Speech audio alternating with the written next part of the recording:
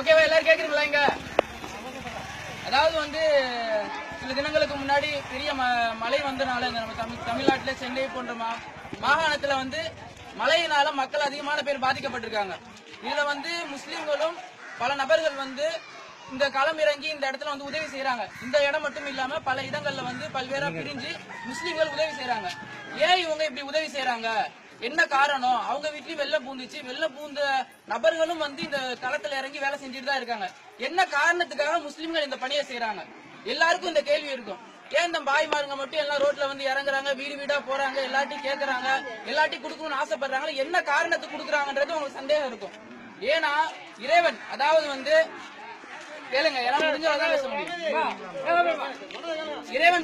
இறைவன் வந்து அதாவது வந்து நம்மளை படைச்ச இறைவன் ஒரே ஒரு இறைவன் தான். அவன் தான் நம்மளை இந்த உலகத்துல படைத்தான். இறைவன் வந்து இந்த இறுதி வேதம் குரான் தான். குரான் அதாவது வந்து முஸ்லிம்கள் பின்பற்றுறாங்கல்ல, இந்த குரான் சொல்லக்கூடியதுதான் முஸ்லிம்கள் தன்னுடைய வாழ்க்கையில நடைமுறைப்படுத்துறாங்க. அந்த குரான்ல இறைவன் சொல்றான், என்ன சொல்றான்? இந்த குரானை வந்து முகமது நபின்ற ஒரு தூதருக்கு வந்து இந்த குரானை வழங்கி மக்கள்கிட்ட போய் போதனை செய்யுங்க, மக்கள் அனைவரையும் இறைவன் ஒருவனை வணங்க சொல்லி அவங்கள்ட்ட வந்து போதனை செய்யுங்கன்னு சொல்லிட்டு நபிகள் நாயகம் சொல்றாங்க, உங்க அண்டை வீட்டுக்காரர், உங்க பக்கத்து வீட்டுக்காரர் வந்து பசித்து இருக்க நீங்க மட்டும் வயிறார உண்ணுங்கன்னா நீங்க ஒரு முஸ்லீமே கிடையாது. உங்க பக்கத்து வீட்டுக்காரர் பசிச்சு இருந்தா நீங்க சாப்பிடக்கூடாது.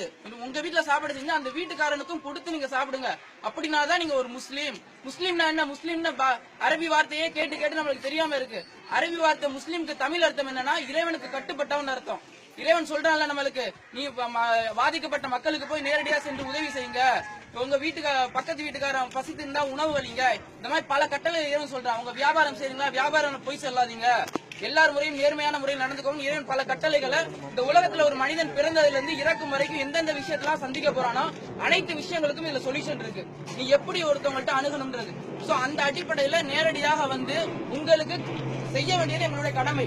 இதே மாதிரி பின்னாடி அதாவது இது வந்து இறைவனோட ஒரு கோப பார்வை. நம்ம மனிதர்கள் வந்து தவறு செய்வதனால, மனிதர்கள் வந்து இறைவன் சொல்ற கட்டளைகளை மாறு செய்வதனால இறைவனோட கோப பார்வை நம்ம மீது இறங்குது. இதுக்கு மேல இறைவனோட கோப பார்வை நம்ம மேல இறங்க கூடாதுன்னா நம்ம எப்படி இருக்கணும்? நேர்மையான மனுஷனா, உண்மையான மனிதர்களா நம்ம வாழணும். அது நம்ம மேல கடமையாக்கப்பட்ட ஒரு விஷயம். இது போல பின்னாடி ஏதாவது மக்களுக்கு பாதிக்கப்பட்ட மக்கள் இருந்தாலும் நம்மளும் என்ன செய்யணும்? இது போல களம் இறங்கி வேலை செய்யக்கூடியவர்களா நம்மளும் இருக்கணும். சரியா? இறைவன் வந்து குரான்ல சொல்லி காட்டும் போது சொல்றான், உங்கள் யாவரையும், இந்த உலகத்துல இருக்க எல்லாத்தையும் பார்த்து சொல்றான், மனிதர்களை கேளுங்கள், உங்கள் யாவரையும் நாம் ஒரு ஆண் ஒரு பெண்ணில் இருந்து படைத்தோம். ஒரே ஒரு ஆண் தான் இருந்தாங்க, ஒரே ஒரு பெண்ணை தான் இறைவன் படைத்தான். அந்த 2 பேர்ல இருந்தா இந்த மனித சமுதாயமே உண்டாயிருச்சு. அப்ப நீங்க நான்லாம் யாரு? சகோதர சகோதரிகள், எல்லாம் ஒரே மக்கள்.